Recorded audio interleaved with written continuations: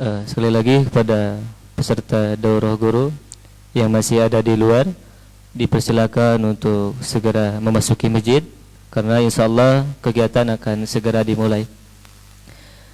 Dan yang udah memasuki masjid silahkan duduknya dirapihkan terlebih dahulu.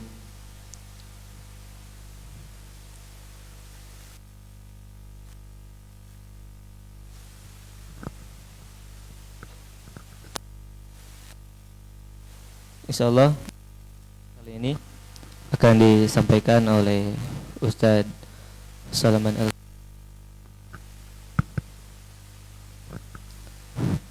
Kepadanya kami. Bismillahirrahmanirrahim. Assalamualaikum warahmatullahi wabarakatuh. Innal hamdalillah nahmaduhu wa nasta'inuhu wa nastaghfiruh wa na'udzu billahi min syururi anfusina wa sayyiati a'malina. May yahdihillahu fala mudilla lahu wa may yudlil fala hadiyalah. Asyhadu an la ilaha illallah wahdahu la syarikalah wa asyhadu anna Muhammadan abduhu wa rasuluh. Allahumma salli wa sallim wa barik ala Muhammadin wa ala alihi wa ashabihi wa man tabi'ahum bi ihsanin ila yaumiddin. Ya ayyuhalladzina amanu taqullaha haqqa tuqatih wa la tamutunna illa wa antum muslimun. Wa qala ya ayyuhalladzina amanu taqullaha wa qulu qawlan sadida yuslih lakum a'malakum wa yaghfir lakum dzunubakum wa may yuti'illaha wa rasulahu faqad faza fawzan 'azima amma ba'd. Baik sahabat-sahabat, di sore hari ini Allah Subhanahu wa taala mengumpulkan kita dan masih memberikan kesempatan kepada kita semua untuk senantiasa ada dalam ketaatan kepada Allah Subhanahu wa taala. Mudah-mudahan kesempatan hidup ini kita bisa manfaatkan sebaik mungkin untuk meraih pahala di bulan Ramadan ini sebagai bekal kita di perjalanan yang panjang nanti, yaumul akhirat, yang gerbang pertamanya adalah kuburan kita dan akhirnya adalah di kontoroh. Setelah Shiratal Mustaqim ada yang namanya tempat, ya, para ulama menamakannya Al-Qantoroh, sebelum memasuki surganya Allah Subhanahu wa taala. Ini perjalanan panjang kita, mudah-mudahan ini menjadi bekal kita buat nanti di akhirat, menjadi pemberat timbangan buat kita semua. Amin ya Allah ya rabbal alamin. Baik, di sore hari ini saya diamanahkan untuk menyampaikan Quranic view, ya, yang tah apa ini artinya, ngadadak ngadamel. Masya Allah, mohon dimaafkan atas segala kekurangannya. Saya lebih enaknya memberi judul Quran dan peradaban, ya, Masya Allah, sesuai dengan tema kita menyiapkan guru peradaban dalam hangatnya bulan Ramadan. Kita sambungkan dengan ayat Syahrul Ramadan alladzi unzila fihil Qur'an hudal linnasi wa bayyinati minal huda wal furqan. Al-Baqarah 185. Ya. Apa Quran dan peradaban? Berarti di sini ada pembahasan Quran dan peradaban dan korelasinya mungkin, ya. Apa korelasi Quran dengan peradaban? Saya sebetulnya mau nyetel video heula film tapi bagus tanya di masjid kayak. Ya. Boleh tidak di masjid? Masya Allah, ada film luar biasa, ya, terkait dengan peradaban Islam, ya, supaya tertunduh. Ya, boleh nanti dipotong aja, ya, filmnya semua lumayan agak lama panjang, ya. Insya Allah. Diabaikan musiknya, diabaikan apanya lah, ya, karena ini produksi orang Barat, ya. Terkait dengan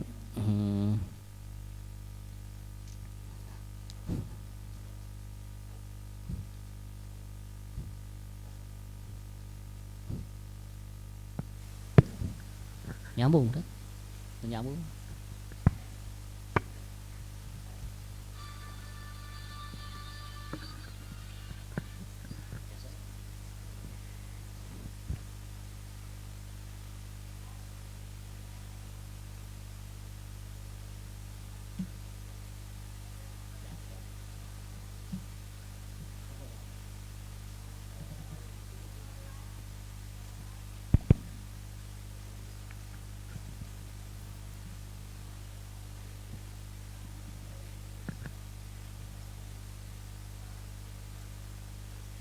suarana.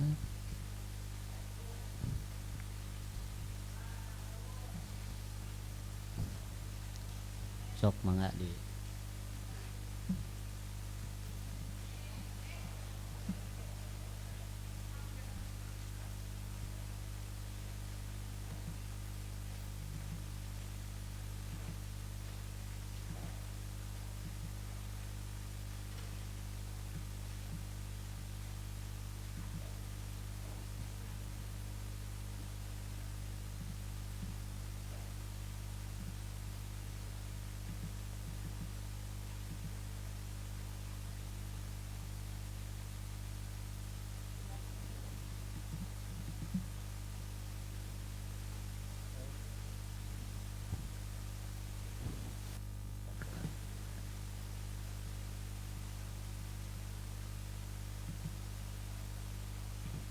ya harap sabar ya.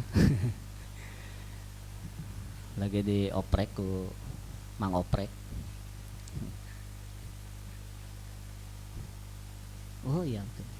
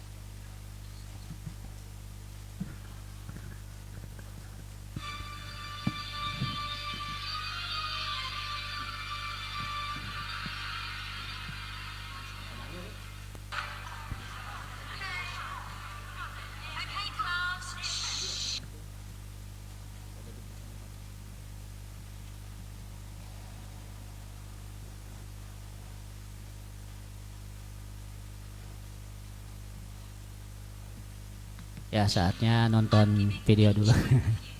Nonton film dulu ya.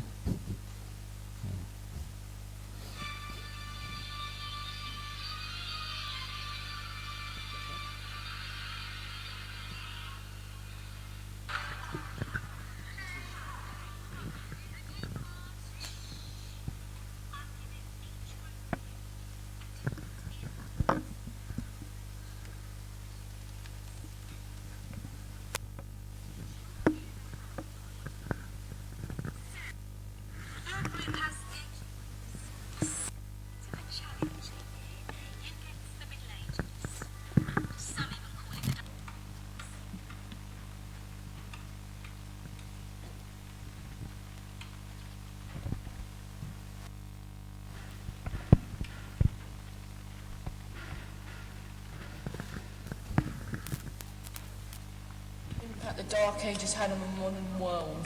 Never was a period of history so poorly named. Ya ini Don't ya, touch. bioskop. It's precious. Masjid ya. And I suppose someone's been filling your head with the usual nonsense, eh? 1,000 wasted years.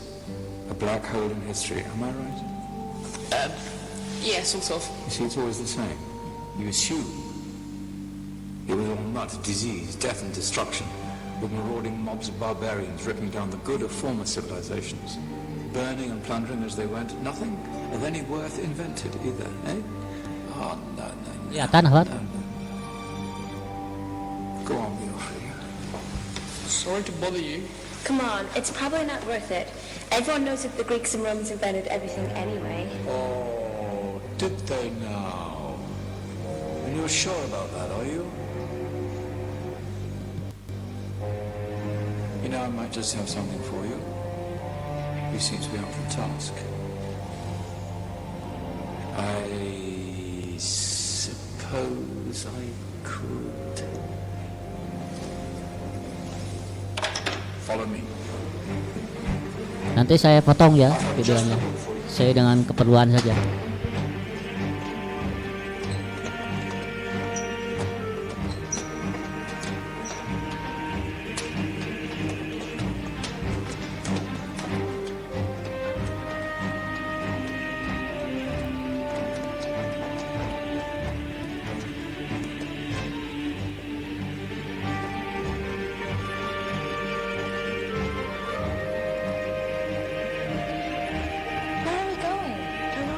asking? Excuse me, where are we going? From darkness into light, my young friend. From ocean onto land. There are things you should know. Oh, yes, indeed. Yes.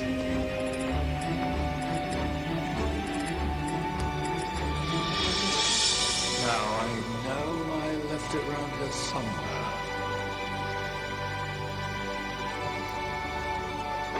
Ah! Here it is. Now, take a look. If you dare.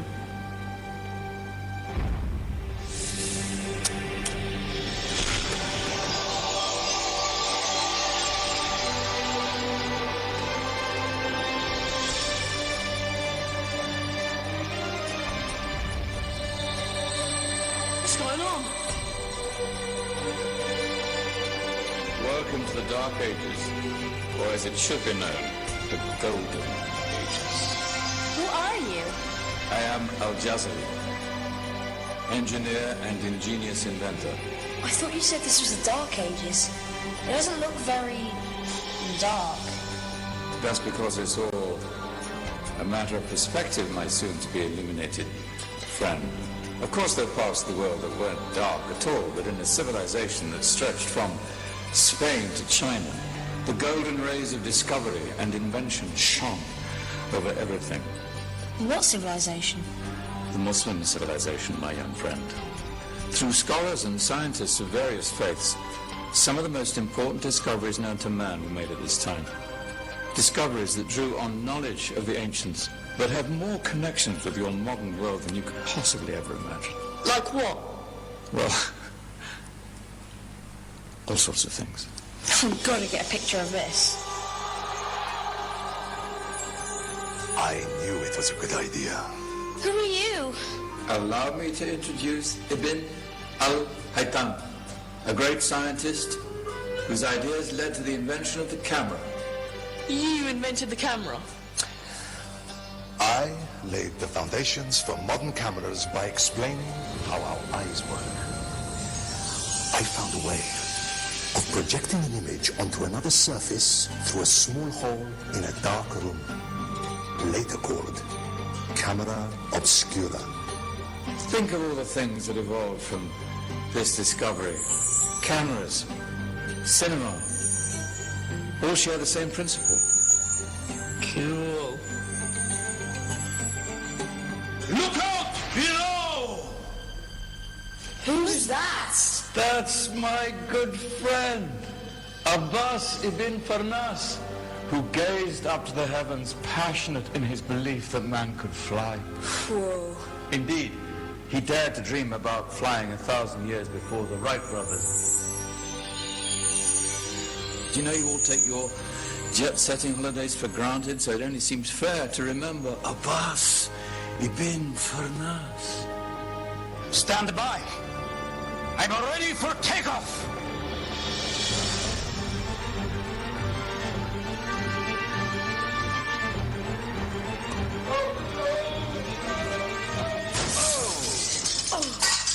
He did forget one thing, though. A tail, useful for landing.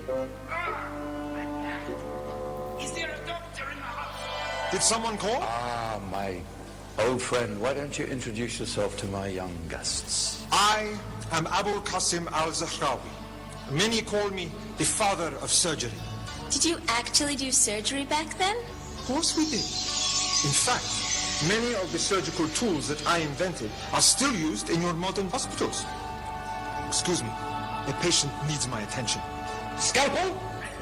Need some stitches. In that case, I'll use catgut Catgut? from the gut of animals. Perfect for stitching up internal wounds. Your surgeons are still using it today. Sorry, mustache.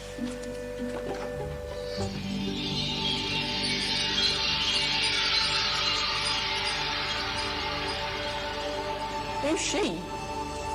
That's Maryam al-Astrolabi, one of the many brilliant women of her time. She made sophisticated astrolabes. Astro what? Astrolabes. They show the sky and the stars on a small flat plate you can hold in your hand. Think of them as ancient calculating or timekeeping devices. Today you have your watch, your compass, satellite navigation, helping people and explorers travel the world. Science at its brilliant best. And all these things were developed during the Golden Ages. No, that's just the tip of the iceberg. There were thousands of other inventions covering all areas of life, and in the years that followed, their influence spread across the whole of medieval Europe. So you see, it wasn't so dark after all. What about you? Me? What did you invent? Well, I don't want to be big-headed, but I made some groundbreaking advances in engineering. I suppose my most significant discovery converted rotary motion into linear motion using a crank and connecting rod. It's essential in pumps and engines. In fact, I've no idea how the Industrial Revolution could have happened hundreds of years later without such a device. Not that I ever get the credit I deserve. But my crowning glory was my amazing time-telling machine. My legendary elephant clock.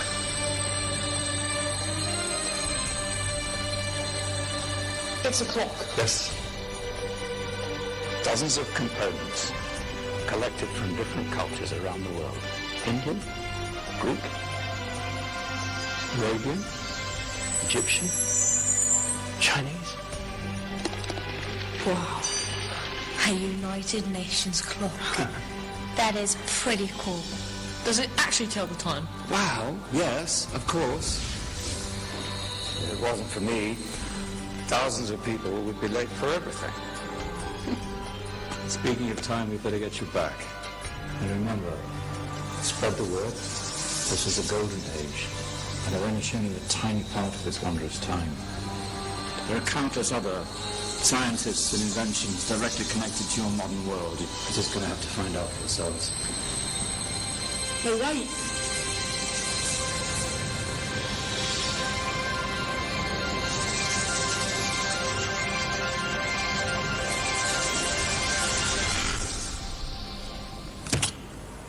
Whoa. Did you? Yeah. That wasn't cool. Dah ya. Kita kembali ke laptop. Dari film tadi saya ingin menggambarkan ya bahwa Quran ini melahirkan orang-orang besar, ilmu-ilmuwan yang luar biasa di masanya, dan itu tersambung dengan hari ini ya. Ini ya, peradaban Islam ini sangat terkait erat dengan Al-Quran. Bagaimana Nabi Muhammad SAW diutus kepada kaum yang ummi. Di dalam surat Al-Jumu'ah kita bisa ketahui bersama, huwallazi ba'asa fil ummiyina rasulan yatlu alaihim ayat. Nabi Muhammad SAW diutus kepada ba'asa fil ummiyina, kepada kaum yang ummi, jauh dari peradaban. Ya, tidak ada peradaban di situ. Negeri Arab yang tandus, tidak diperhitungkan di mata dunia, dirubah oleh Rasulullah SAW jadi orang-orang yang luar biasa. Ya, melahirkan tokoh-tokoh besar. Dengan apa? Dengan Al-Quran. Ya, dengan Al-Quran.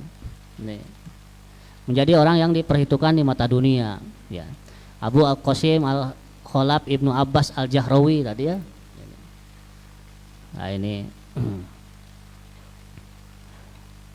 tentang operasi bedah. Ya. Jadi operasi bedah itu dari dulu sudah ada. Ya. Mempublikasikan 1.500 halaman berilustrasi tentang operasi bedah. Sudah ada benangnya dari apa tadi? Usus ya, usus binatang. Mun aya nama aya benang digange ngaput jantan daging langsung ya. Ya. Nah itu dulu sudah dipraktekkan sama beliau ini ya. Ya. Terus Muhammad Abu Al-Qasim Abbas Ibn Firnas. Nah, ini penemu konstruksi sebuah pesawat terbang. Wah, ini luar biasa ya. Ngapungnya lira ya tadinya, subhanallah. Ini jadi ide-ide buat ilmuwan hari ini ya. Muhammad Ibn Musa Al-Khawarizm, penemu matematika kalau tidak salah ini ya. Al-Jabar wal Muqabilah yang terkait yang berarti penalaran dan perimbangan ya, ini tahun 825. Ini masa-masa luar biasa ya. Ya. Muhammad Ibn Musa Al-Khawarizm ini ilmuwan-ilmuwan Islam semua. Kenapa mereka lahir jadi tokoh-tokoh dunia ya, jadi ilmuwan, memegang peradaban? Karena menjadikan Al-Quran sebagai sumber ilmu dan lain sebagainya ya. Nah, ini sebentar ini segelintir orang saja ya yang akan mereka adalah orang-orang luar biasa ya. Ya, akankah peradaban Islam ini akan bangkit kembali? Insya Allah selama kita kembali lagi kepada Al-Quran, insya Allah kita akan matang di usia belia ya. Gemilang di usia belia ya. Ya. Itu naon bikinnya jadi ngadadak janten kieu ngacelok-acelokan ya. Ya. Ya.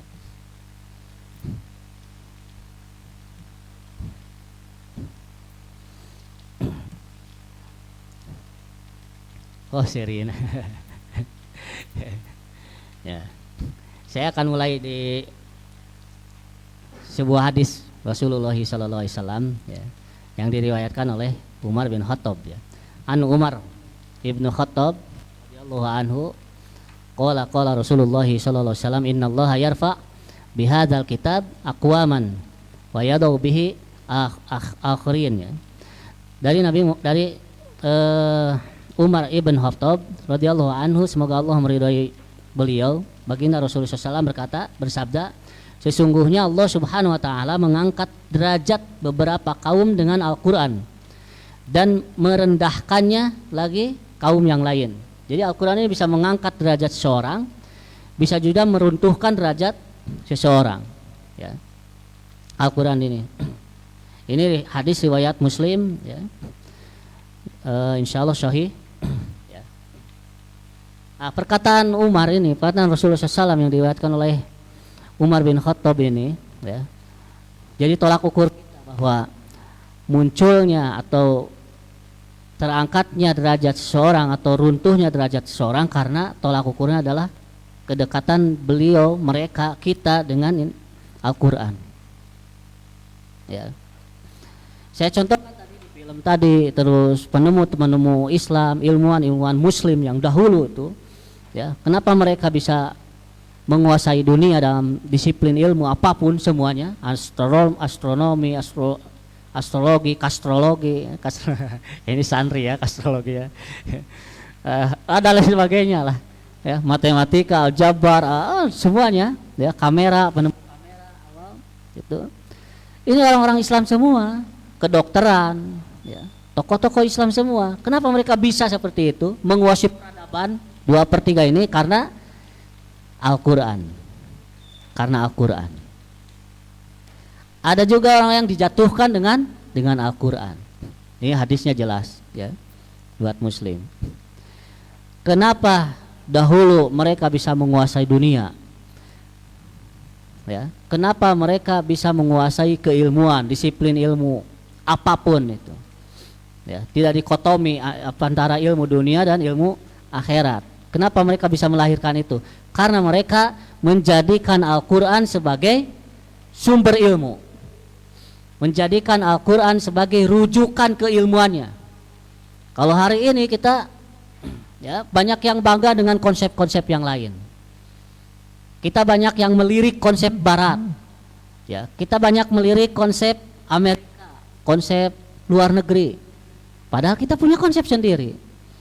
Kalau hari ini kita menjadikan Al-Quran seperti mereka menjadikan Al-Qurannya, ya, jadikan sumber rujukan keilmuan kita, ya, sebagai pokok-pokok sumber ilmu, sebagai pedoman kehidupannya, insya Allah kita akan meraih peradaban itu. Sebagaimana mereka meraihnya pernah dulu, ya. Kalau mungkin hari ini kita menyebutnya zaman kegelapan, tapi mereka itu zaman keemasan kita. Imam Syafi'i, ya, usia 7 tahun sudah hafal Al-Quran. Usia 9 tahun, 10 tahun sudah sudah hafal kitab Al-Muwatta. Belajar Imam Malik, belajar ke Baghdad, belajar ke Madinah, belajar ke Haramain, belajar kemana-mana, rihlah ilmu. Usia 15 tahun sudah jadi mufti, ya. Subhanallah, ya. Banyak tadi di filmnya itu subhanallah, video tadi luar biasa, ya. Melahirkan orang-orang besar ketika kita dekat dengan dan banyak berinteraksi dengan Al-Quran, ya. Jadi Quran dan peradaban ini sangat berkaitan, ya, korelasinya ada, ya. Ini hadisnya dari Umar bin Khattab, diriwayatkan oleh Umar bin Khattab bahwa kita akan diangkat, suatu kaum atau diri kita diangkat derajatnya oleh Allah Subhanahu wa taala. Tolak ukurnya adalah apa? Al-Quran. Ya, Al-Quran.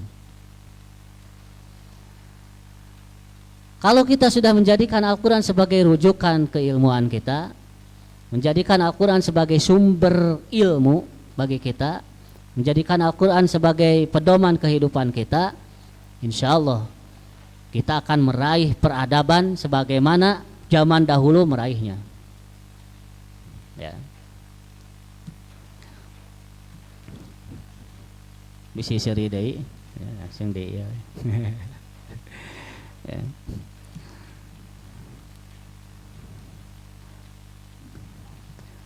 Dan ini orang-orang yang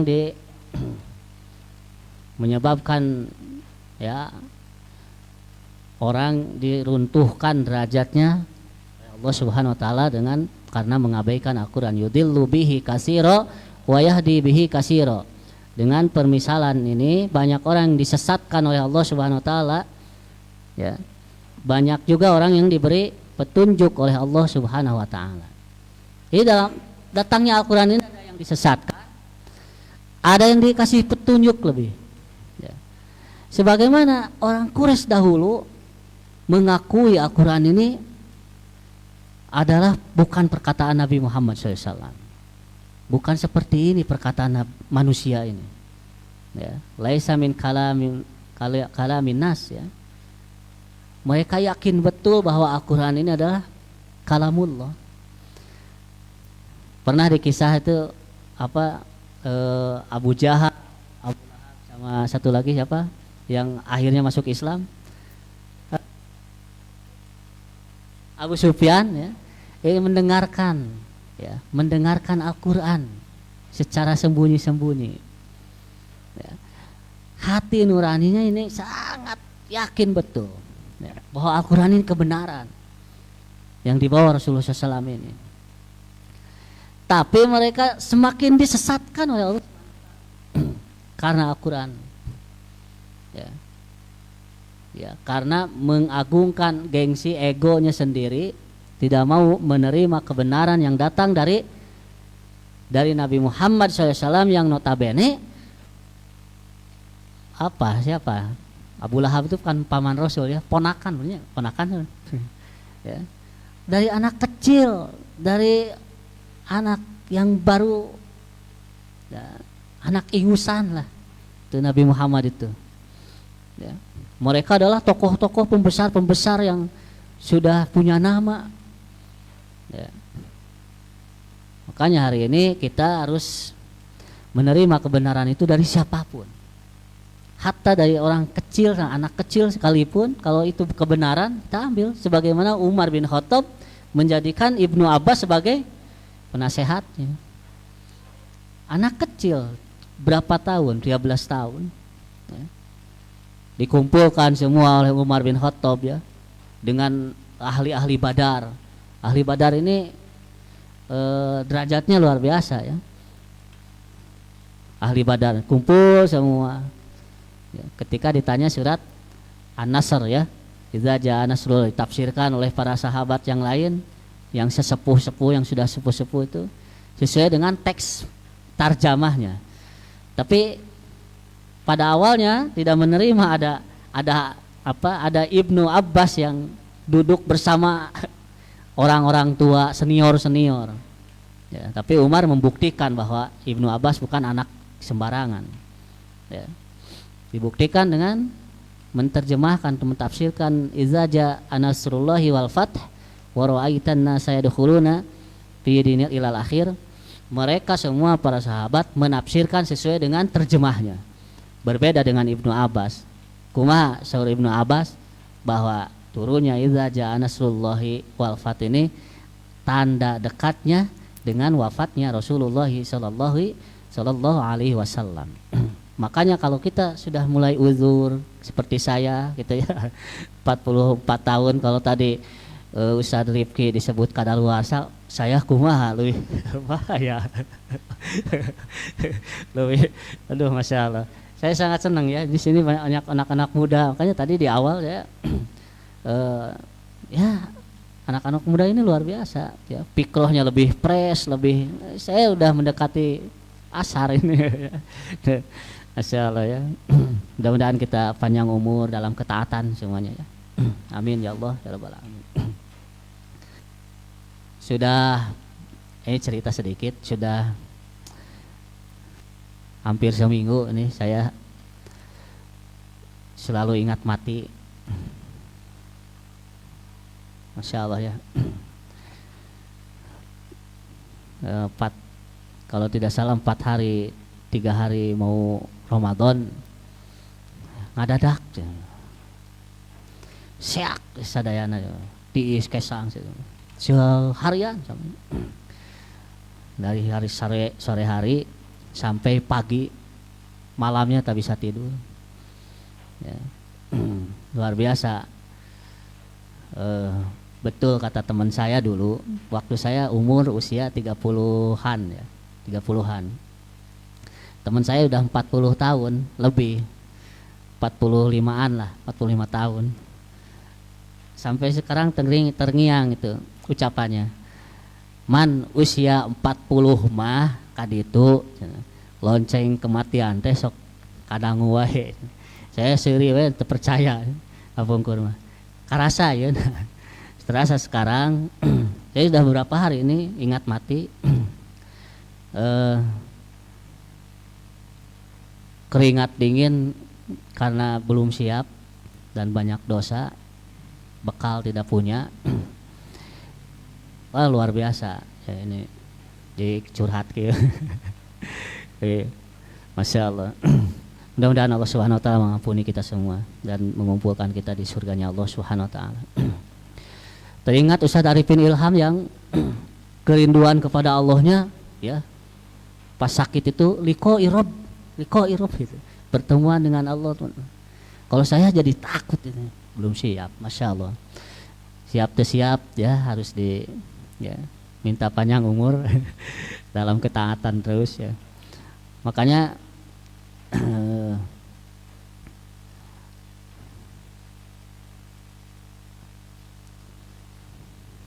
ya sudahlah, Masya Allah. Nah ini ya, banyak dari Al-Quran ini yudhillu bihi katsira wa yahdi bihi katsira. Banyak yang disesatkan oleh Allah Subhanahu Wa Taala dan banyak juga yang diberi petunjuk. Seperti orang-orang Quraisy itu, sebagian dari mereka disesatkan oleh Allah karena datangnya Al-Quran. Sebagian lagi diberi petunjuk, diberi hidayah masuk Islam ya, mengikuti ajaran Nabi Muhammad sallallahu alaihi wasallam. Di firman Allah Subhanahu wa taala yang lain, kami turunkan dari Al-Qur'an sesuatu yang menjadi obat. Wa nunazzilu minal Qur'an ma huwa syifa. Wa rahmatul lil mu'minina wa la yazidud dhalimina illa khasara. dan rahmat kasih sayang bagi orang yang beriman. Quran ini menjadi obat buat kita, ya. Obat dari kemalasan kita, obat dari kurang imannya kita, obat dari seluruhnya, ya. Baik lahir dan baik dohir, baik ataupun batin, ya. Bisa dijadikan obat Al-Quran ini. Dan bentuk kasih sayang Allah Subhanahu wa taala. Ya. Bentuk kasih sayang Allah Subhanahu wa taala. Al-Quran diturunkan menjadikan pedoman buat kita ini. Ini bentuk kasih sayang Allah Subhanahu wa taala supaya kita tidak hilang arah. Ada pedoman dalam menjalani kehidupan ini. Ya. Terbayangkan kalau tidak ada Al-Quran, seperti apa kita berjalan menuju akhirat kita? Bagaimana cara menyembah Tuhan kita? Bagaimana kaifiat, ya, tentang sholat kita? Bagaimana? Ya tidak tahu. Kalau tidak ada Al-Quran, gelap dunia ini. Mau kemana kita berjalan? Tanpa tujuan, tanpa arah. Tapi karena ada Al-Quran, minadz zulumati ilan nur, ya, jadi cahaya buat penerang jalan kita, ya, buat jalan pulang kita, ya, ada petunjuk, ya. Yang hari ini mungkin petunjuk ini sudah mulai dibiarkan. Al-Quran mulai diabaikan. Al-Quran mulai tidak diperhatikan oleh sebagian kita umat Islam. Bahkan mungkin Al-Quran menjadi hiasan-hiasan rumah kita, hanya jadi hiasan kalimah-kalimahnya di mobil kita, di kendaraan kita. Bismillah, la haula wala quwata illa billah, la ilaha illallah. Atau jadi hiasan dinding rumah-rumah kita, kaligrafi yang begitu indah, tak terukir. Kalimah ayat-ayat Al-Quran ini tidak terukir, terpatri di dada-dada kaum muslimin hari ini. Ini yang menjadikan jatuhnya peradaban kita, ya, runtuhnya peradaban Islam ini, karena kita sudah mulai jauh dari Al-Quran. Al-Quran hanya dijadikan sebatas hiasan dinding rumah kita, ya, tidak dijadikan sebagai rujukan sumber keilmuan kita, dan tidak dijadikan sebagai pedoman kehidupan kita. Ya. Bahkan hari ini kita sakit pun yang teringat adalah dokter, teringat kita rumah sakit. Kenapa tidak menjadikan Al-Quran sebagai syifa, Al-Quran sebagai obat buat kita? Adakah di antara antum semua sakit kaki, sakit perut, sakit apapun tubuh kita langsung ingat Al-Quran, ya, sebagai obat?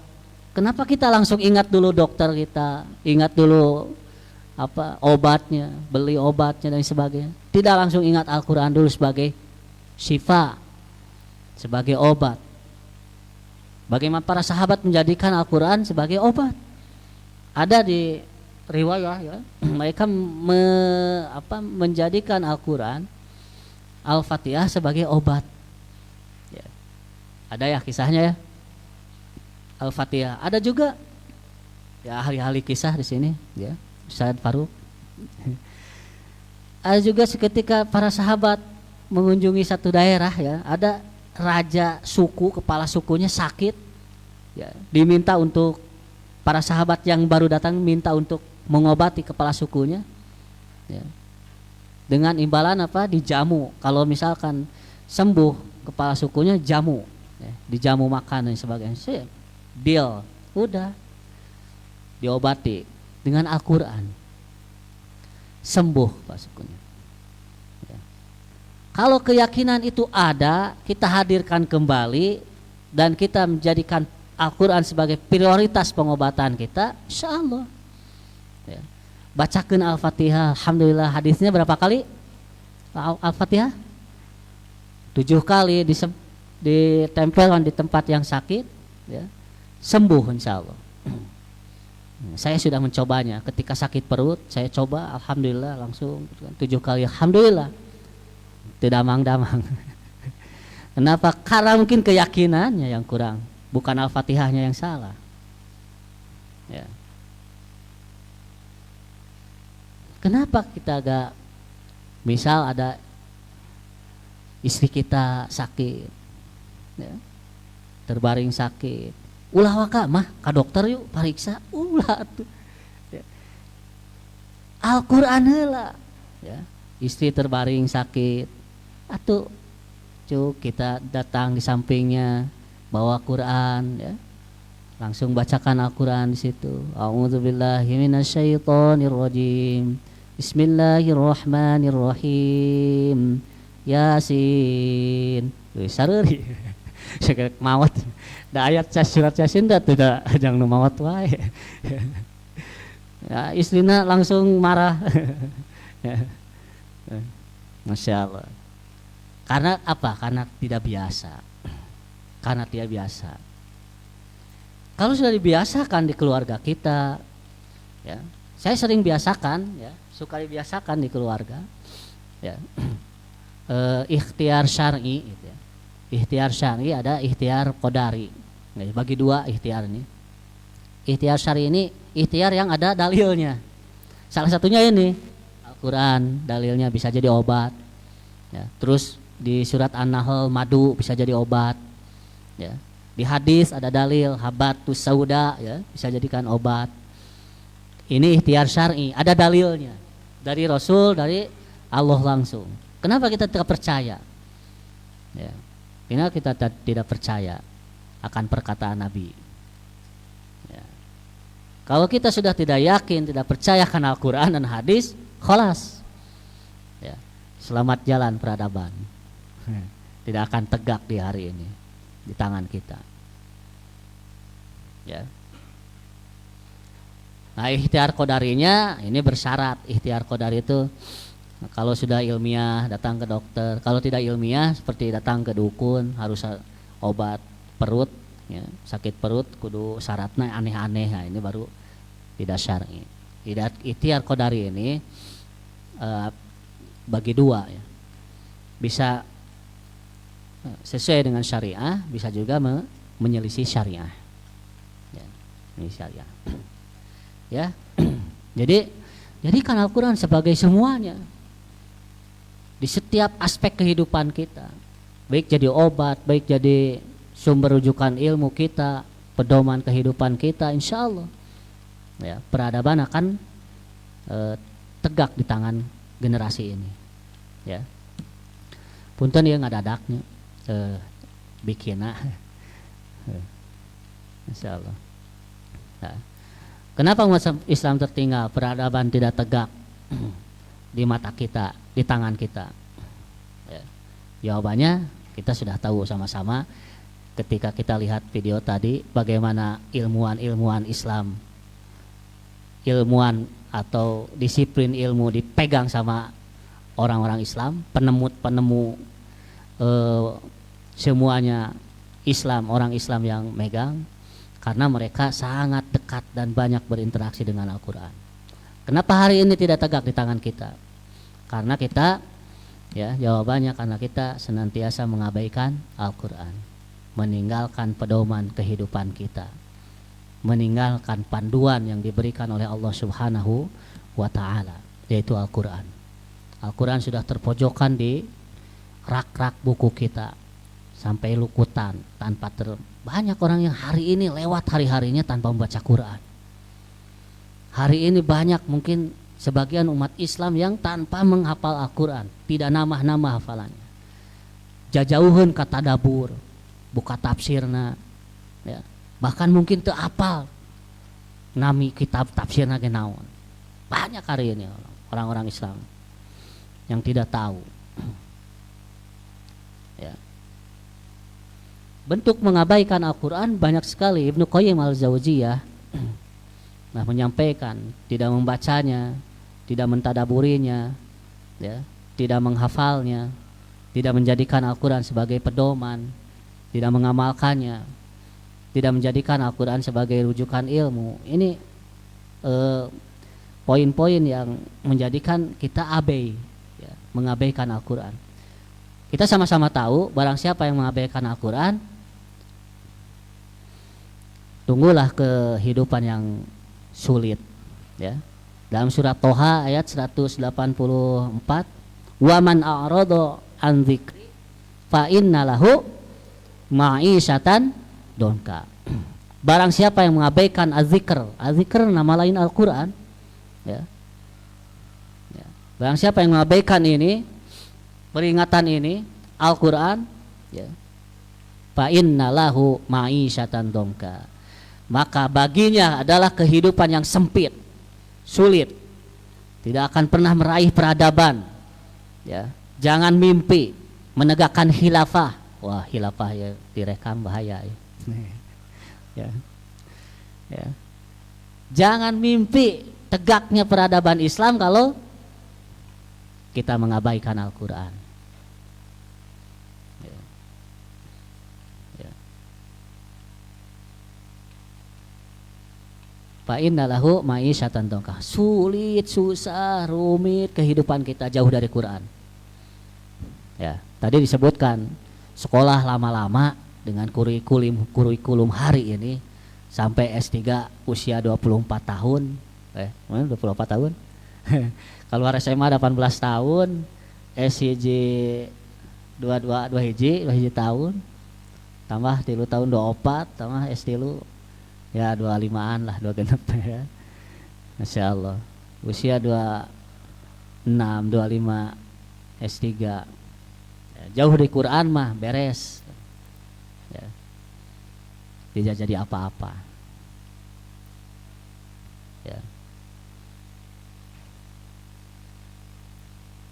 Orang yang dekat dengan Quran teh aduh babari kehidupannya enak, nyaman, tenang, sakinah. Ya. Orang yang dekat dengan Quran tuh. Ya. Teu kudu S1, S2. Ya. Terus ngalalajar di dia. Masya Allah. Luar biasa. Ya.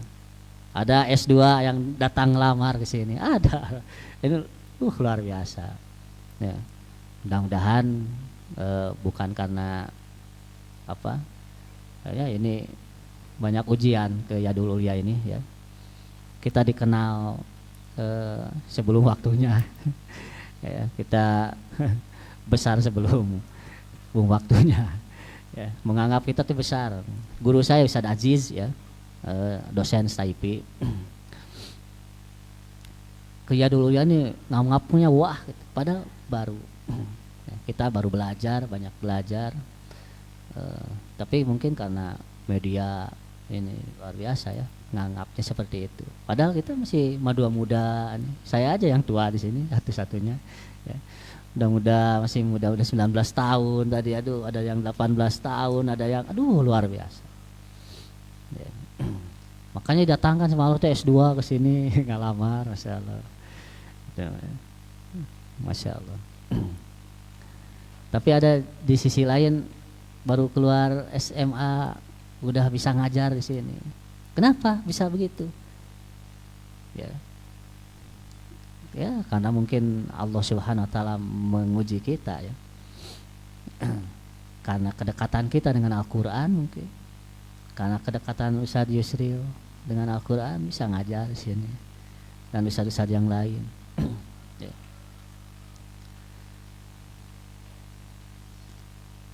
Masya Allah. Berat ini teh, sebetulnya namanya Quran Anik View. Quranik View, Quran dan peradaban. Ya. Jadi diangkatnya seseorang dan tegaknya peradaban itu tolak ukurnya adalah sejauh mana kita bisa berinteraksi dengan Al-Quran ya, sejauh mana kedekatan kita berakrab dengan Al-Quran ya. Umat Islam sekarang tertinggal, punya konsep tapi banyak ditinggalkan ya. Bahkan guru pun tidak menjadikan Rasulullah SAW sebagai rujukan metode pengajarannya. Mulai lari pelatihan kemana. Saya punya saudara ya, UA lah, UA, profesor IPB di IPB. Wah kemana-mana ya, konsep pendidikan. Masya Allah. Padahal kita punya sebetulnya. Kalau kita mengembalikan lagi, sebagaimana Ustadz Faruk tadi paparkan, kembalikan lagi konsep ini ya. Yang mana di film tadi disebut zaman apa? Kegelapan, padahal zaman keemasan kita. Ya. Kalau kita mengembalikan itu, kita akan meraih lagi. Akan tegak lagi peradaban itu. Ya. Kalaulah kita terus-terusan mengabaikan Quran, kita akan menemukan donka, kehidupan yang sulit, rumit, susah, ribet, banyak masalah dan sebagainya. Ya. Di ayat selanjutnya apa? Lihat ayat selanjutnya. Wa nahsyuruhum yaumal qiyamati a'ma. Allah akan bangkitkan di hari kiamat nanti dalam keadaan buta. Di dunia kita sudah disempitkan sama Allah kehidupannya. Di akhirat dibangkitkan dalam keadaan buta, wal iyadu billah. Ini resiko yang harus kita tanggung ketika kita sudah mengabaikan Quran. Kategori mengabaikan apa tadi? Ibnu Qayyim Al-Jauziyah, tidak membacanya, tidak mentadaburinya, bahkan tidak mengamalkannya, bahkan tidak menyampaikannya. Ini nanti terkait yang saya bahas nanti, hak-hak Al-Quran. Masya Allah ya. Di dunia disempitkan, disusahkan ya. Sok lihat yang jauh dari Quran, susah, kehidupannya rumit, tak punya pegangan, tak punya petunjuk kehidupannya. Syahrul Ramadan allazi unzila fihi al-Quran hudal linnas. Quran itu petunjuk bagi manusia. Ya. Wa bayyinatin minal huda wal furqan. Ya. Dan sebagai penjelasan wa bayyinat ya. Ya. Jamak ya, jamak naon belajar ya. Ya.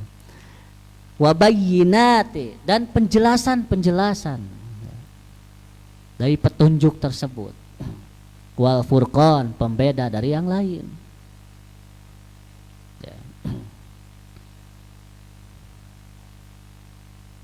Ya, taragang ke power. Sabar. Ya. Jadi inilah yang membedakan kita dari orang lain. Konsep inilah yang membedakan kita dengan yang lain. Yang sudah terbukti melahirkan orang-orang besar, terbukti melahirkan orang-orang tokoh-tokoh dunia, melahirkan ilmuwan-ilmuwan di masanya, yang hari ini menjadikan rujukan. Antum bisa lihat rujukan kedokteran hari ini. Tadi Tesa ilmu bedah deh, Ibn Firnas Al-Syahrawi ya, ahli bedah Al-Syahrawi ya, Masya Allah. Maaf sudah tua mah agak budak ya, Al-Syahrawi, Masya Allah. Itu dijadikan rujukan kedokteran hari ini. Selain Ibnu Sina gitu ya. Ibnu Sina ada sedikit ini ya di akidahnya. Walaupun para ulama khilaf ya masalah ini. Boleh mengambil ilmu kedokterannya saja ya, ada yang memang total tidak boleh mengambil faidah dari ilmu Ibnu Sina. Ini masalah khilaf. Ya. Dikabarkan Ibnu Sina ini adalah Syiah Rafidhah ya. Syiah Rafidhah. Subhanallah, bukan Ahlus Sunnah kalau Syiah ya. Masya Allah. Tapi ini jadikan rujukan dan mereka dekat sama Quran. Jadi pendidikan itu urutan ya, diberesan heula Qur'ana, hadisna, baru di situ akan melahirkan ilmu-ilmu yang lain. Ya. Kalau bicara Quran, bicara seluruh ilmu. Ya. Saya sering sampaikan di sini ya. Al-Quran itu bicara biologi. Nanti di kutab itu ada modul manusia, itu biologi hungkul. Kumaha cara nerangkeun eta ka budaknya, pertemuan opung jeung kumaha harus pikiran. Masalahnya ke anak kecil harus menerangkan itu modul manusia, nanti luar biasa. Keren. Nanti akan dikupas modul iman, modul ini sama Ustad kutab nih. Terus apalagi tadi? Al-Quran bicara antariksa ya, ilmu naon antariksa teh? Astrologi, kastrologi, kastrologi mas santri. Subhanallah, kumaha perputaran orbit masing-masing planet sudah dibicarakan, sumbernya ada di Al-Quran, tinggal diturunkan lah, itu istilah nama ya Quranic view kamana ya kamana masalahnya tinggal diturunkan. Al-Quran bicara matematika sebelum ilmuwan muslim kene penemu bilangan, tadi ada ya penemu bilangan dari 0 sampai 9, siapa namanya lupa lagi.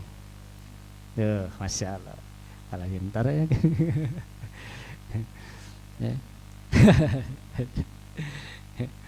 Subhanallah ya, Al-Quran sudah bicara, Sab'ah sudah bicara pecahan di bab waris ya. Bab waris An-Nisa, surat An-Nisa ayat berapa bab waris? Ayat 12. Corona itu. Ya, masalah bab waris, pecahan sepertiga, as-sulus, as-sumun, sampai sepertiga, seperempat, seperenam sebenarnya. Sudah bicara Al-Quran itu matematika, bilangan, pecahan, dan bilangan pun ada sab'ah, salasa, ya, khomsah, samaniyah di surat Al-Kahfi dan ya. Jadi sudah bicara 8, 7, 6, 5. Al-Quran bicara penjumlahan di surat Al-Baqarah 186, wa atimul hajja wal umrata lillah. Ya, selanjutnya faman lam yajid fasyamu salasa ayamin fil haji wa sab'atin idza raja'tum. Tuh, tilu di Mekah saum, 7 dinten saum ke pas pulang ke negara masing-masing. Tilka asyaratun kamilah, itulah 10 hari yang sempurna. Tilu jeung 7 sabaraha. Al-Quran sudah bicara penjumlahan 10. 3 dan 7 10. Tilka asyarah, itulah 10. Al-Quran sudah bicara penjumlahan. Al-Quran sudah bicara seluruh disiplin ilmu. Tinggal kita menggalinya, menjadikannya sebagai rujukan sumber keilmuan kita. Insya Allah ya, peradaban akan tegak di mata kita, di tangan kita, di tangan generasi ini. Yang penting beresan heula Qur'ana, beresan heula hadisna, ya, beresan heula adabna sesuai dengan Quran. Udah kaditu nama, insya Allah. Ya. Yang hafal Quran silahkan, ini ada tanjakan lagi ini. Ya. Jangan hanya cukup dengan hafalan Qurannya, ada proses-proses yang lain untuk peningkatan kualitas diri kita. Sumbangsihnya buat nanti peradaban Islam. Nabi Muhammad Sallallahu Alaihi Wasallam wafat, Nabi sudah menyiapkan ilmuwan-ilmuwan, calon-calon pemimpin. Ya. Sekitar berapa ribu lah, banyak. Jadi kalau bicara peradaban itu bicara penyiapan gitu, belajar bicara pilar-pilarnya. Bohong kita kalau baca peradaban mercusuar kalau di luhur kaluhur langsung gitunya, hanapna tidak kita persiapkan. Nah,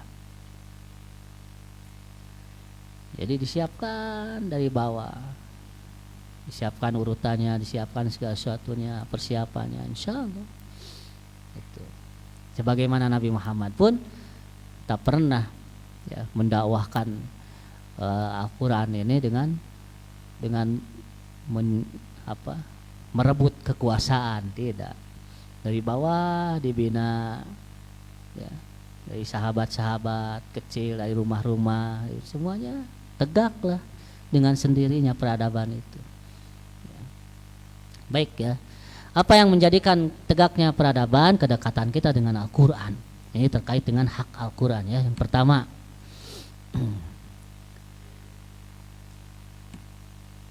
hak-hak Al-Quran dah tilawah ya, tilawah tahu, membacanya Ya mungkin pada hari ini banyak orang Islam yang luput hari-harinya dari membaca Quran.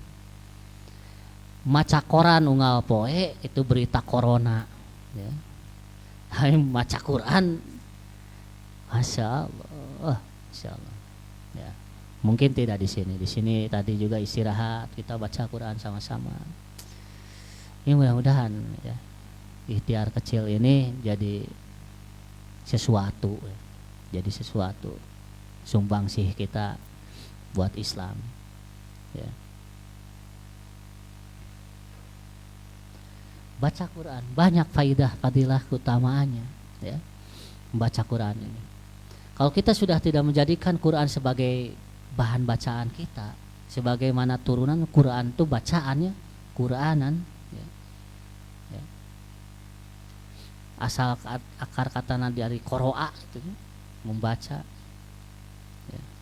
Qoro'a yaqra'u yaqri'u yaqra'u qoro'a yaqra'u Quranan, ya. Bacaan, jadi bacaan Quran, ya.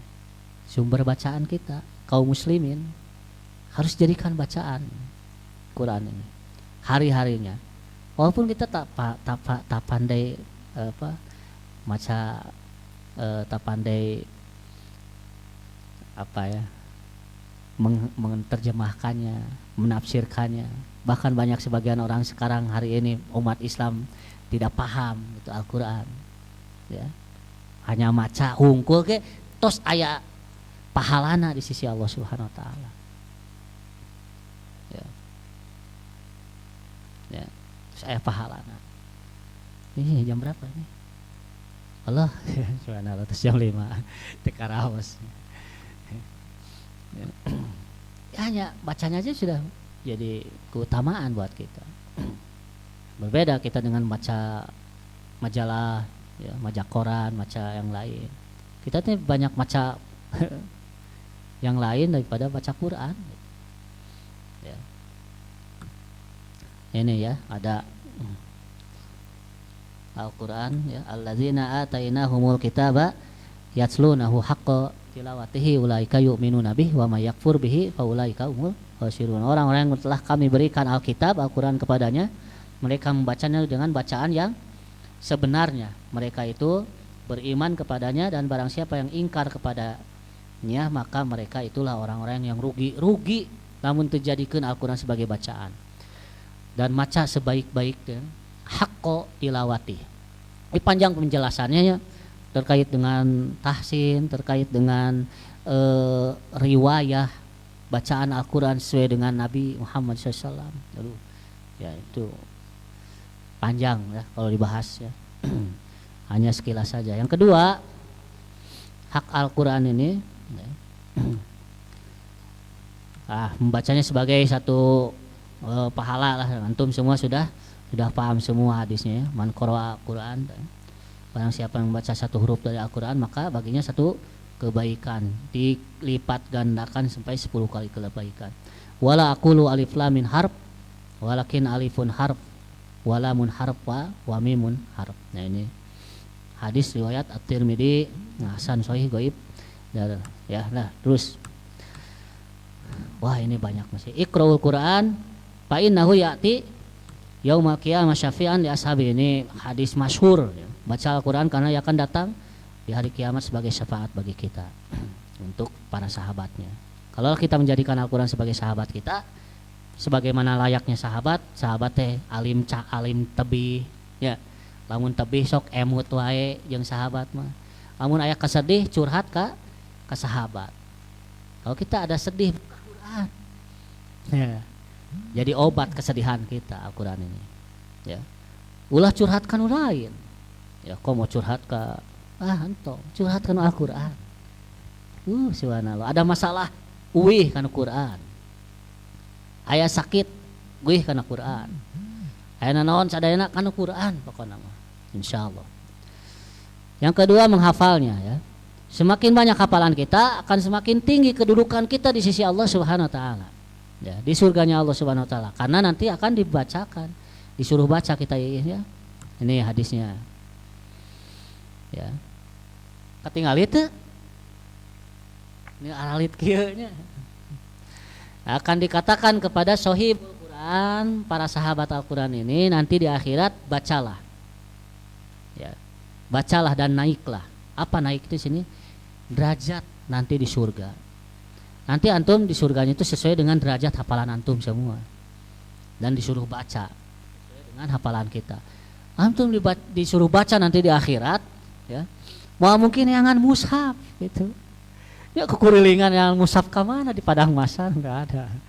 Di surga juga sudah enggak ada mushaf. Suruh baca di sini maknanya disuruh baca dengan hafalan masing-masing. 5 juz levelnya di sini, 10 juz naik. Ini bacalah dan naiklah.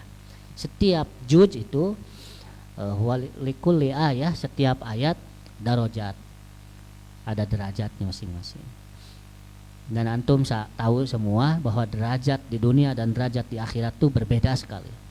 Derajat di dunia kaya miskin, orang miskin masih bisa merasakan makanan orang kaya. Daging wae masa bulan setahun sekali daging sapi kurban bisa ngasaan. Ya. Ya. Saya juga suka ada yang ngirim makanan orang kaya, kieu geuningan.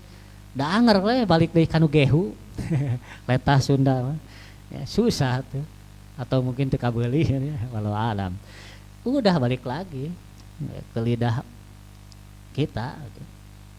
Ya minimalnya merasakan derajat mereka, makanannya, kenikmatannya, mobil mewah pernah ngaraosan, walaupun tidak punya. Ya. Kita pernah banyak yang tidak punya mobil pun mungkin merasakan naik mobil. Ini derajat dunia ini ayat jauh beda. Tapi derajat di akhirat derajatnya rentangnya seperti bumi dan langit.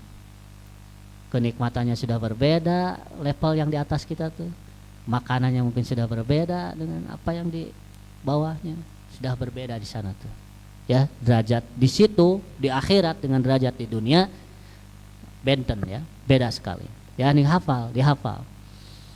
Ya, dengan tartil sebagaimana kalian membacanya dengan tartil di dunia. Karena kedudukanmu kalian tergantung pada ayat terakhir yang engkau baca. Ini sesuai dengan hafalan kita. Makanya yang sudah 30 juz ini wah susah merikna. Ya levelnya luar biasa. Ya. Yang 1 juz, 2 juz mudah-mudahan para guru di sini dituntut untuk terus nama hafalan. Kalau yang sudah beres hafalannya terus dituntut untuk murojaah dan meningkatkan levelnya. Ya. Ke tadabbur atau tafsirnya. Nah ini belajar terus di sini guru-guru ya difasilitasi semuanya insyaallah ya. Ya. Yang berikutnya adalah tadabbur. Nah itu level berikutnya. Tadi baca orang awam pun sama ya. Yang kedua menghafalnya sama-sama satu hari satu ayat atau kalau belum kuat belum mampu satu hari satu ayat satu minggu acan mampu kene satu ayat sabulan piraku atau ayat sabulan atau can mampu kene berat kene banyak kene apa mikiran dunia sibuk atau saayat sa Ramadan ya. Penting aya progres. Alhamdulillah Ramadan ayeuna nambah. Nah, Ramadan kamari alif lam mim ayeuna Ramadan ayeuna dalikal kita bulan ribafi. Ya. Tapi di sini insyaallah luar biasa. Bisa droni aja bukan. Bisa aja apa tadi? Rashid ya. Ustaz Rashid aja selama di Ciamis kemarin. Waduh, sajud luar biasa ya. Ya, ini level yang berikutnya hak Al-Qur'an adalah tadabbur. Ya, tadabbur. Dengan menghafal Al-Qur'an seorang bisa lebih mudah dan lebih sering bertadabbur, bertafakur. Yaitu merenungkan isi Al-Quran untuk mengoreksi keadaan dirinya apakah sudah sesuai dengannya ataukah belum, memikirkan tanda-tanda kebesaran Allah subhanahu wa ta'ala ya. Afala yatadabbaruna Al-Quran am ala qulubin aqfaluha ya. Maka apakah mereka tidak mentadaburi Al-Quran ataukah hati mereka sudah terkunci. Nah ini jadi tadabur ini satu keharusan buat kita orang beriman supaya kita lebih menghadirkan hati ketika membaca Quran, menghadirkan hati ketika menghafal Al-Quran. menghadirkan hati ketika memurojaah Al-Quran. Ya. Ini yang sering kita abaikan, tadabur ini. Ya, kita baca nereleng gitu ya, tanpa menghadirkan hati. Hudurul qalbi ini sangat penting buat. Ya. Nanti kita bedakan tafsir dengan tadabur. Ya. Ya, tafsir sama tadabur. Tadabur ini lebih ke menghayati makna Al-Quran. Ya, ini surat Muhammad 24 kalau tidak salah ya, betul? Muhammad 24. Maklum ngadadak. Masya Allah. Nah, ini ya. Tadabur ini harus menghadirkan hati dalam membaca Al-Quran, menghadirkan hati dalam memurojaah hafalan kita, hadirkan hati kita. Supaya menambah keimanan kita sesuai dengan tujuan Al-Quran dibaca. Ya. Ya, apabila Al-Quran dibacakan, maka bertambah iman-iman kita. Al-Quran ini menjadi media untuk menambah keimanan kita. Ya. Kalau membacanya bitadabbur, kalau tidak akan meruntuhkan derajat kita di sisi Allah Subhanahu wa taala. Sebagaimana digambarkan dalam hadis Nabi Muhammad SAW, mereka adalah orang yang membaca Quran tapi tidak melebihi kerongkongannya. Ya. Ini penggambaran Nabi pada orang-orang kaum Khawarij kalau tidak salah ya, pada kaum Khawarij yang mereka baca fasih sekali untuk baca Quran, hafal Quran. Salah satunya Ibnu Muljam ya. Sahabat Nabi yang membunuh Ali bin Abi Thalib, diutus oleh Umar bin Khattab ke Mesir untuk mengajarkan Quran, lewat dari majelis Nabi ya, lewat dari majelis sahabat. Mereka beliau terkena subhat ya, pemikirannya ya, otomatis berani membunuh Ahlul Bait ya, Ali bin Abi Thalib dibunuh. Keyakinan pembunuhannya adalah ibadah. Kena ditangkap, dikisos, dibunuh lagi, dibunuhnya disiksik hiji-hiji, tangannya, kakinya dipotong-potong, lisannya tak pernah berhenti membaca. Keren, subhanallah. Tapi digambarkan sama Rasulullah tak melebihi kerongkongannya, hanya sebatas di lisannya, dadanya kosong, pemahaman mentadaburi Al-Quran. Ini jangan sampai kita terjebak dengan generasi ini. Ya. Kita mulai menunaikan hak-hak Al-Quran dengan cara menghadirkan hati kita, ya, penuhi dada-dada kita dengan Al-Quran. Ya, bacaan ini tembus ke dalam hati kita. Insya Allah ya, mudah-mudahan. Terus yang berikutnya adalah mengamalkannya. Ini yang berat ya, karena Al-Quran sudah kanal. Kalau dulu mungkin 5 ayat, 10 ayat Al-Quran turun, para sahabat mengamalkannya ya, turun 5 ayat Iqra bismillahirrahmanirrahim khalaq, para sahabat membacanya, dibacakan sama Nabi, ditalaki para sahabat menghafalnya, terus para sahabat mengamalkannya.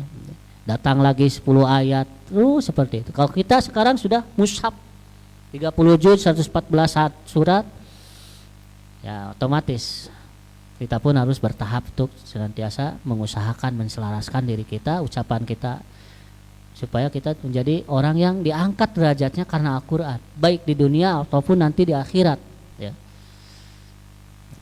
Jangan sampai kita tergolong jadi orang yang direndahkan derajat kita karena Al-Quran. Wal'iyadzubillah ya. Yang selanjutnya mengamalkannya tadi ya. Yang kelima terakhir mengajar, menyampaikannya lagi atau mendakwahkannya. Dakwah ini menjadi tugas kita semua, bukan tugas para ustadz, para kiai, para ulama, tapi kaum muslimin punya kewajiban dakwah. Ya, dakwah ini mengajak kepada kebaikan. Ya. Wa man ahsanu qaulan mimman da'a ilallah. Ya, sebaik-baik perkataan adalah orang yang mengajak kepada Allah Subhanahu wa taala, bukan mengajak kepada diri kita, bukan mengajak kepada golongan kita, bukan mengajak kepada organisasi kita, bukan mengajak kepada ya, tapi mengajak kepada Allah Subhanahu wa taala. Nah ini ya, kita sudah tahu semua ya hadisnya. Khairukum man ta'allamal Quran wa 'allamah Barang siapa sebaik-baik di antara kalian adalah orang yang belajar Al-Quran terus-menerus, belajar tahsinnya, belajar talaqinya, belajar menghafalnya, belajar mentadaburinya, belajar tafsir Qur'annya, belajar sedikit-sedikit mengamalkannya, belajar sedikit-sedikit menyampaikannya, ya. Wa'allamahu, dan mengajarkannya kembali. Ya, ini jadi seorang guru Quran dan santri murid Al-Quran tidak jauh, tidak beda derajatnya, tidak jauh beda derajatnya. Sama-sama menjadi orang yang terbaik di antara kalian. Ya. Baik santri atau murid yang senantiasa belajar dan mengajarkan Quran, ini jadi orang yang sebaik-baik kita, ya. Wallahu a'lam bishawab. Mungkin itu saja ya yang bisa saya sampaikan, ya. Quran dan peradaban, kalaulah kita, nah ini masih lama ya, zaman mengabaikan Quran. Wah iya, menuju ya perang. Ya. Nah itu ya sekilas tentang Quran dan peradaban, Quranic view. Jadi kalau kita sudah berusaha mendekatkan diri kita, mengembalikan diri kita, memperbanyak diri kita berinteraksi dengan Al-Quran, insya Allah peradaban ini akan tegak dan Allah akan memuliakannya sesuai dengan hadis dari Umar bin Khattab. Kalau kita sudah mengabaikan Quran, ya, atau kita sudah tidak peduli dengan Al-Quran, ya, atau kita dekat dengan Al-Quran dengan niatan yang lain, insya Allah Allah akan merendahkan derajat kita, ya, di sisi Allah Subhanahu wa taala. Iyadu billah. Mudah-mudahan kita tergolong menjadi orang yang senantiasa berusaha berakrab dengan Al-Quran. Setiap hari kita baca Quran ada target, ya. Imam Syafi'i berapa kali dalam Ramadan ini? 60 kali. Saya belum dapat bagaimana beliau bisa menamatkan Quran seperti itu, ya. Kalau ada di status WA itu khatam sekali sabara lemar gitu ya, dua kali khatam aya rumusna gitu. Sampai ke 10 khatam ada rumusna sakumaha sakali salat teh, ya. Tapi rumus Imam Syafi'i 60 kali dalam sebulan. Berkali 60 kali, 2 kali sehari tamat. Belum ada rumusnya ini. Saya pernah mengamalkan ini. Ya, mengamalkan. Mopo di tengah jalan itu sabarakal terus tekiat kumaha ieu waktuna. Kumaha ieu luar biasa. Luar biasa. Makanya tegak peradaban di tangan mereka. Zaman keemasan keilmuan itu di zaman ahli muhadis semua, ya. Muhadis itu luar biasa, ya. Di masa-masa itu, masa-masa ahli-ahli hadis tuh, Bukhari, Muslim, ya. Imam Ahmad jauh sebelumnya, ya. Imam Malik, ya. Imam Syafi'i, Imam Abu Hanifah, Imam Syafi'i, Imam Ahmad bin Hambal, sampai ke sini Bukhari, Muslim, Abu Dawud, Tirmidzi dan sebagainya. Nah, ini keilmuan ini dibuka, ya. Luar biasa, tegak di tangan mereka peradaban tersebut. Mudah-mudahan hari ini kita akan mengembalikan itu dengan bukan berleha, ya. Kita sama-sama bergerak, kerjasama, diawali dengan skup ini kecil di sini, ya. Kecil, skup kecil, konsep madrasah di Garut baru di sini saja, belum ada kalau kutab sudah ada 4 kutab, ya, di Garut ini, di Cisurupan, di Karangpawitan, di sini sama di terminal ada kutab, dan saya akan mengusahakan terus bersama teman-teman untuk bangun kutab di mana-mana, ya. Ini lagi diupayakan supaya kita bergerak terus bersama-sama sebagai bekal, niatkan untuk Allah Subhanahu wa taala bekal kehidupan nanti kita di akhirat, ya. Ya, wallahu a'lam bishawab. Subhanaka wa bihamdik asyhadu an la ilaha illa anta astaghfiruka wa atubu ilaik. Wassalamualaikum warahmatullahi wabarakatuh.